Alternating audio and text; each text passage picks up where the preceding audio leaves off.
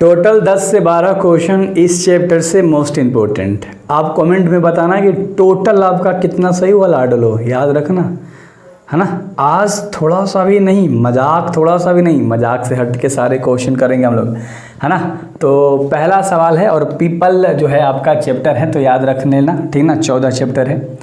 पहला सवाल है कि छायावादी कविता की उल्लेखनीय विशेषता मेरे भाई प्रकृति चित्रण में किया गया है ना। किसमें? प्रकृति चित्रण में छायावादी कविता की उल्लेखनीय विशेषता जो है किया गया है।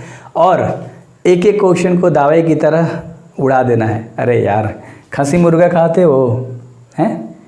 बताओ बताओ बताओ, खाते हो नहीं खाते?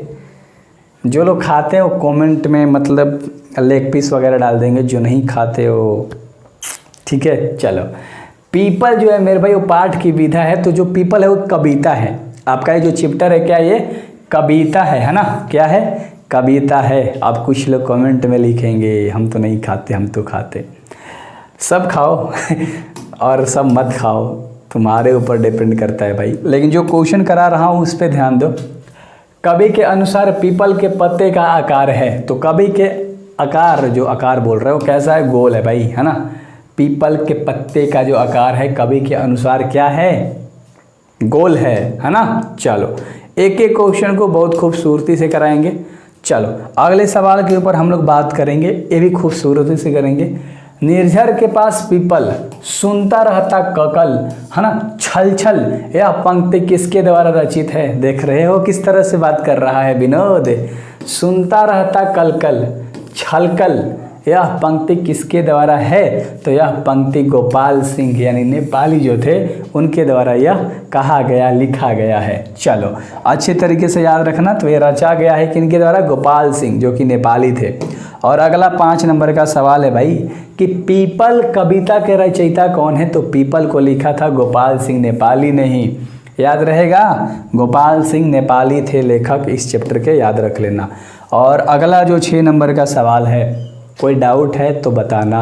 मैथ्स पढ़ो, साइंस पढ़ो, हिंदी पढ़ो, ऑब्जेक्टिव करो यहाँ से। पीपल के आसपास कौन पेड़ है भाई? पीपल के आसपास जामुन, इमली और करेला, ये तीनों है ना। तो ये तीनों थे, याद हुआ? बहुत बढ़िया। इस तरह से जब याद करते हो ना आप, सब एक अंदर से खुशी मिलती है कि हाँ भाई कुछ तो लड़के जुड़े हैं मेरे पास जो कि बिल्कुल सीरियस हैं अपने पढ़ाई को लेकर, नंबर लाने के लिए। प्रकृति चित्रण कविता की उल्लेखनीय विशेषता आपको बतानी है। तो प्रकृति चित्रण क्या है? एक छायावादी है। क्या है? एक छायावादी है मेरे भाई। और अगला सवाल है जो 8 नंबर का सवाल है, 8 नंबर का रहा है कि किसके पास खड़ा हो पीपल कलकल छलकल सुनता रहता है? किसके पास खड़ा हो पीपल कलकल कल छल छल सुनता रहता है? तो है निर्झल। क्या? निर्झल, है ना। चलो, तो ये चीज़ें आपको अच्छे से याद करनी है। ज़्यादा क्वेश्चंस नहीं है, तो इम्पोर्टेंट सीरीज़ ही है। तो जहाँ से जॉन चैप्टर से जितना इम्पोर्टेंट है प्रीवियस ईयर एनालिसिस करने के बाद बनाया है। तो प्लेलिस्ट बना दिया, डिस्क्रिप्शन में लिंक डाल दिया है वीडियो के नीचे, वहाँ आराम से देख सकते हो सब चैप्टर। ऊपर विस्तृत नभ नील, नील नीचे वसुधा में नदी झील जामुन, है ना, और तमाल इमली करेल व प्रस्तुत पंक्तियों की कविता है। तो ये पीपल में सब चीज़ की बात करी गई है, तो है ना, अच्छे से याद रख लेना। चलो, सारी चीज़ें आपको मुझे पता है कि पहले से याद है, बट मेरा काम क्या है यार कि 2-3 क्वेश्चन भी नया निकल जाए जो आप पीछे के छोड़ दिए हो, जो आपके एग्ज़ाम में आने वाला है, तो उसे भाई आपको करना है। कवि के अनुसार पीपल के पत्ते ना हिलते रहते हैं, तो रह रह के हिलते हैं, रह रह के हिलते हैं। कभी हिलते हैं रुक जाते हैं, फिर हिलते हैं फिर रुक जाते हैं, फिर हिलते हैं फिर रुक जाते हैं भाई। तो रुक कर यानी कि रह रह कर हिलते हैं, वहीं रुक रुक कर हिलते हैं ना।